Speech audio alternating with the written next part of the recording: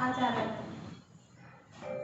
आज मैं आप सभी को रानी लक्ष्मीबाई जी के बारे में कुछ बताना चाहूँगी।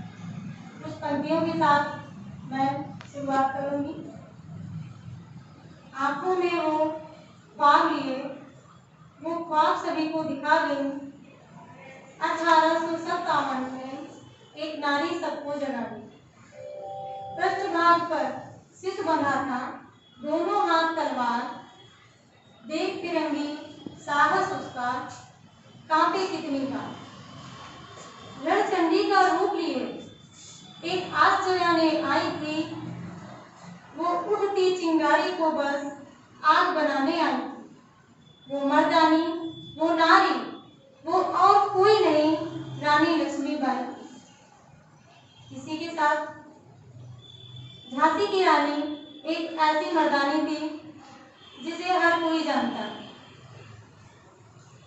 वह बहुत ही साहसी और दृढ़ स्त्री थी। रानी लक्ष्मीबाई, जिनका मायके का नाम मणिकर्णिका था, इसीलिए उन्हें मनुबाई के नाम से भी जाना जाता है। रानी लक्ष्मीबाई का जन्म काशी में, जिसको वर्तमान समय में हम सब वाराणसी के नाम से भी जानते हैं, वहाँ 19 नवंबर सन 1828 में हुआ था। उनके पिता का नाम मोरोपंत तांबे और उनकी माता का नाम भागीरथी तांबे था। जब लक्ष्मीबाई बहुत छोटी थी, मतलब 3 या फिर 4 साल की, तब ही उनकी माता का देहांत हो गया। तब से उनके पिता मोरोपंत तांबे उनकी देखभाल करने लगे। उनकी माँ भागीरथी तांबे की मृत्यु के बाद लक्ष्मीबाई और उनके पिता मोरोपंत तांबे बिठूर चले गए। वहाँ वो बाजीराव पेशवे के साथ रहने लगे। जिस बचपन में सभी ज्यादातर खिलौनों से खेलते हैं, बच्चे जो हैं वो खिलौनों से खेलते हैं, वहीं उसी बचपन में लक्ष्मीबाई युद्ध के हथियारों से खेला करती थी। युद्ध में उपयोग होने वाले कई सारे प्रकार वो सीखती थी, जैसे तलवारबाजी, तीरंदाजी, अस्त्र शस्त्र चलाना, घुड़सवारी करना। घुड़सवारी करने के लिए उनके पास 3 घोड़े थे, जिनका नाम था सारंगी, पवन और बादल। उन्होंने अपना सारा जीवन, सारा बचपन बाजीराव पेशवे की छत के नीचे बिताया। मनुबाई मतलब मणिकर्णिका का विवाह झांसी के राजा गंगाधर राव नायकर के साथ हुआ, जहां उनको शादी के बाद लक्ष्मीबाई कहा जाता था। उन्होंने एक पुत्र को जन्म दिया जिसका नाम दामोदर राव था, लेकिन कुछ ही महीनों के बाद, मतलब 4 महीनों के बाद उस बच्चे की मृत्यु हो गई थी।